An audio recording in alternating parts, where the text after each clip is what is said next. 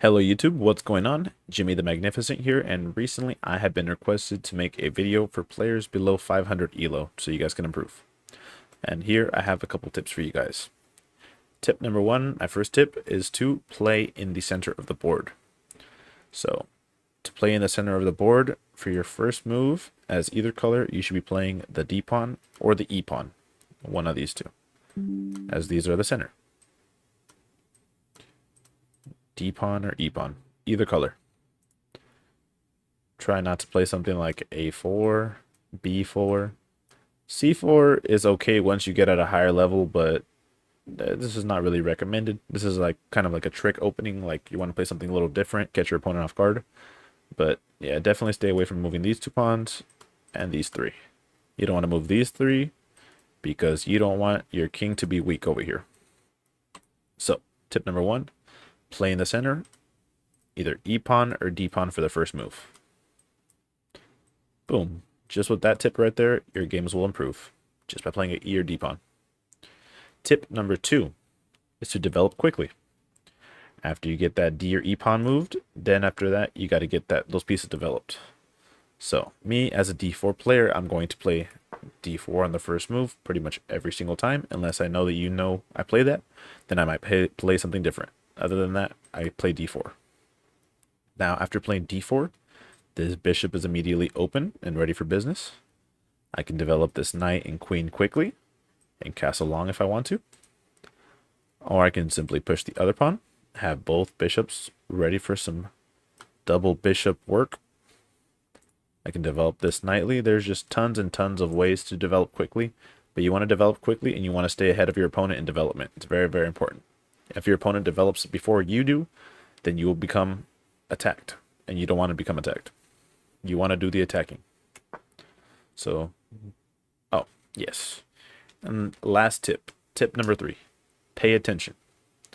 Always pay attention to everything going on in the position. Sometimes there will be a free pawn for a single move, and if you don't take that free pawn in that move, your opponent could reinforce it the next move, and all of a sudden there was an opportunity for a free pawn, and you didn't take it. Likewise with many other things, there could be a trapped rook in the corner. Let's say this bishop were to come out over here somewhere, and this bishop gets on the diagonal. I can attack this pawn, take this pawn, get the rook in the corner that's trapped by this knight and pawn. So yeah, pay attention. Some things are going to be free sometimes. Sometimes you're going to give things away for free because you're not paying attention.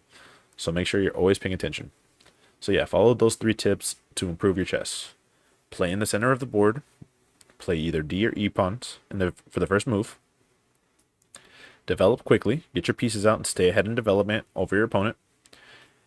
And then just pay attention. As long as you do those three things, your chess will improve. And that sounds a lot simpler than it is, but just work on it, and it's mostly a lot of repetition. The more you play, the more you'll understand what you do and do not like, and what you're not good and not good at. And also, you got to make mistakes. You make the mistakes, you learn from them, or you keep making them over and over. Me, I've made a lot of mistakes, and I've learned from a lot of them, and some of them I still make, so I'm still learning from them. But I have an example here of a game in which I did all three things. Step number one, as you could already see, I played in the center. Played my D pawn. I always play either the D or the E pawn. That's what you're supposed to do. Black responded by playing their D pawn. They also played in the center. Okay. Continued on by developing quickly. My second tip. Developed quickly. My opponent also developed quickly. Both developing our pieces. Develop a second piece. Now they develop a pawn to reinforce their piece. I have chosen to develop two minor pieces. My opponent has chosen to develop one minor piece and two pawns. I develop only one pawn. Now I reinforce my bishop with this pawn, and I get ready my light square bishop to activate.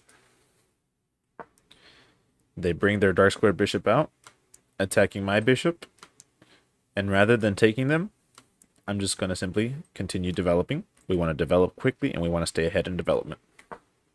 So I develop. My opponent takes me. I take back. They develop. And I also develop. They take me. I take back. Now, if we look at the board right here, right now, they have one knight developed. I have both knights developed. They have 2 pawns out. I have 2 pawns out. Their queen is on the back rank. My queen just came off the back rank because they decided to capture me.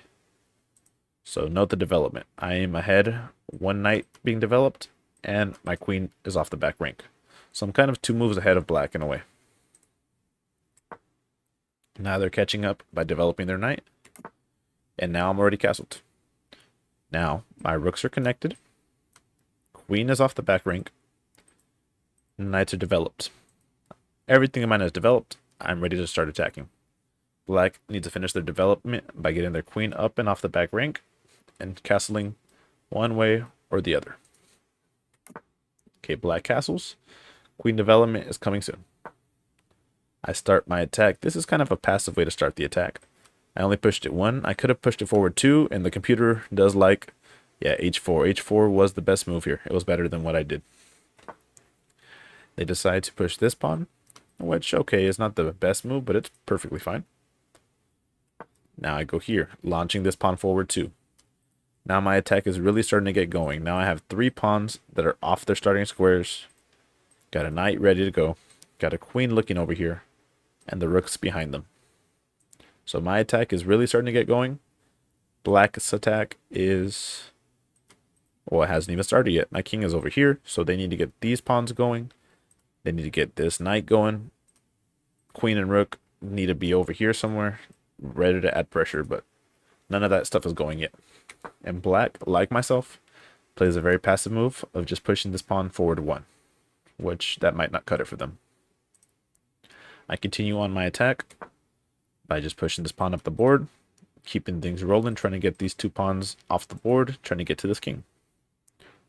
Black takes me. I take black with the knight. And I take back with the knight because I don't want this pawn in the way. This pawn is doubled, and I'm fine with it staying that way.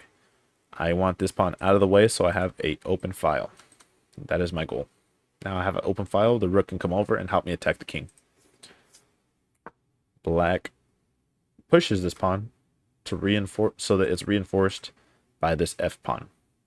Now at this moment I pay attention and I notice this f pawn is really important for this g pawn. If this f pawn was not alive, my queen could come in with check on this king and it would just get very, very bad very quickly. So at this moment I start noticing, okay, this f pawn is pretty much holding the position together for black. This g pawn is important, yes. But to get to the g pawn, we need the f pawn gone. So that is what I noticed because I'm paying attention. Now I bring the rook over to help add pressure onto this file. I'm thinking maybe I move the knight somewhere, sack the rook, and then after the pawn takes back, I capture with the queen. It's check, king moves over, and I bring the other rook. This is my thoughts. A lot of calculation and a lot of thought, but more or less, I want to get rid of these 2 pawns and get to the king. That's my goal. That's what I'm paying attention to. Bring the rook over, get some help. Maybe it was better to leave it behind this pawn so I can continue pushing it. Bringing the other rook, that probably would have been better, but this was the route I chose. Now here, my opponent plays their fatal mistake. They move the knight out of the way. So this allows me to do something pretty cool here. But generally, when you have a piece by your king, and your king already has a pawn missing, and there's weaknesses around your king, the more pieces around your king, the better. The safer he will be, because he has more defenders. This knight was pretty important to defend the king, and just overall be in this general area. And instead of defending the king now, the king is going to be very, very weak. Now, notice, I was paying attention. This f-pawn is everything to this position. F-pawn holds this g-pawn together. Without this f-pawn, he loses. So upon realizing that, I realized this f-pawn cannot move. So let me take this pawn. This pawn is free. Yes, it's protected by the f-pawn, but the f-pawn cannot move. So therefore, it's a free pawn. Boom. Brilliant. Now suddenly I'm hitting the rook, hitting the queen. I'm going to get one of these 2, which most likely black scoots over their queen. And then I take the rook, and then they take back with the queen. That is what should happen. They should not take me, because this f-pawn is crucial. Black did not pay attention to that and decided to take my knight. They were not paying attention to the fact that this f-pawn was the only thing keeping this g-pawn alive and keeping the position together. After they captured my knight, it was good game. Check. From the queen. Forcing the king here. That is his only square to go to. And once the king gets to the corner, we take him out with the checkmate. Protected by my rook. So this is an example of me controlling the center and playing in the center. Me developing quickly. I stayed up ahead of my opponent in development the whole game. If you notice, this rook is only moved because he castled. This queen never moved off its starting square. This rook also never moved off its starting square. And once this knight moved here, it just sat there, which is fine. Same could be said about my knight. But look at the position. I got the win because I stayed ahead in development. And also, I paid attention. This f-pawn needed to go. I got rid of it. And I got the mate. So if you do those three things, I did this when I was 765. This is 765 bullet too, so this was a pretty fast game. But if you could do those three things, you will see improvements in your game and you will start winning. Thank you for watching, and if you like this video, please like and subscribe for more.